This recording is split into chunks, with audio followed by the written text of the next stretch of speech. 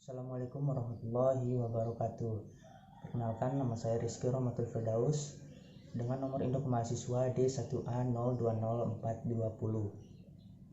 Kelas Hukum Tata Negara G1, Fakultas Hukum, Universitas Mataram. Alasan saya membuat video ini untuk memenuhi tugas dari Bapak Haji Sofwan, SH MHum, dan Ibu Rizka Ari Amalia, SH-MH, dengan judul Asas Kedaulatan Rakyat. Pengertian kedaulatan adalah kekuasaan tertinggi untuk menentukan hukum yang tertinggi yang berlaku dalam suatu negara. Maka kedaulatan rakyat adalah kekuasaan tertinggi untuk menentukan hukum yang tertinggi dalam negara adalah rakyat, yaitu melalui wakil-wakilnya dan pemimpin yang dipilih langsung oleh rakyat. Asas kedaulatan rakyat dapat disamakan dengan asas demokrasi. Kemudian demokrasi adalah pemerintahan dari, oleh, dan untuk rakyat. Pemimpin dan wakil rakyat dipilih dari rakyat, oleh rakyat untuk melaksanakan kesejahteraan dan amanat dan aspirasi rakyat.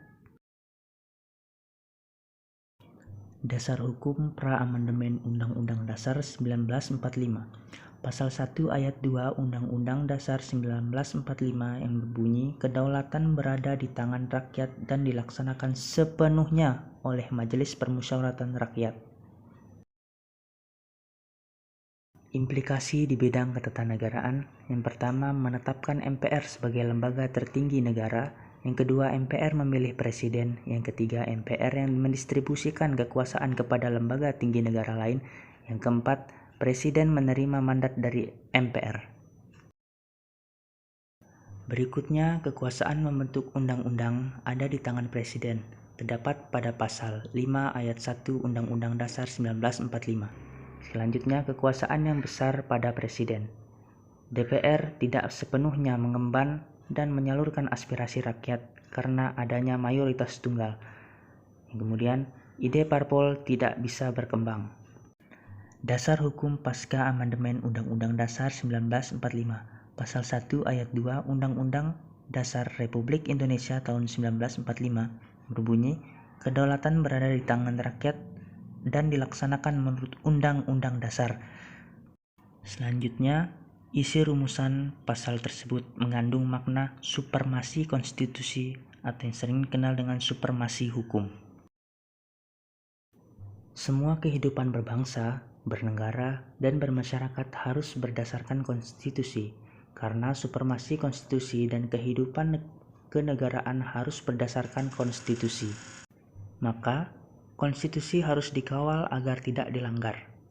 Kalau ada pelanggaran konstitusi, maka lembaga yang bertindak untuk menegakkan pelanggaran adalah Mahkamah Konstitusi. Implikasi ketatanegaraan. Yang pertama, supremasi konstitusi atau hukum. Yang kedua, kekuasaan perundang-undangan ada pada DPR, yaitu terdapat pada pasal 20. Yang ketiga, dibentuk Mahkamah Konstitusi sebagai pengawal konstitusi. Yang keempat, MPR bukan lagi lembaga tertinggi negara. Yang kelima, kekuasaan presiden dibatasi. Yang keenam, kekuasaan dan kewenangan DPR menjadi bertambah. Yang ketujuh, presiden dapat di-impeachment dalam masa jabatannya oleh DPR, MPR, maupun MK. Kedelapan, pembentukan DPD sebagai perwakilan daerah. Dan yang terakhir, penghapusan DPA, kemudian dibentuk Dewan Pertimbangan Presiden. Sekian penyampaian materi dari saya tentang asas kedaulatan rakyat. Kurang lebihnya mohon maaf. Terima kasih. Wassalamualaikum warahmatullahi wabarakatuh.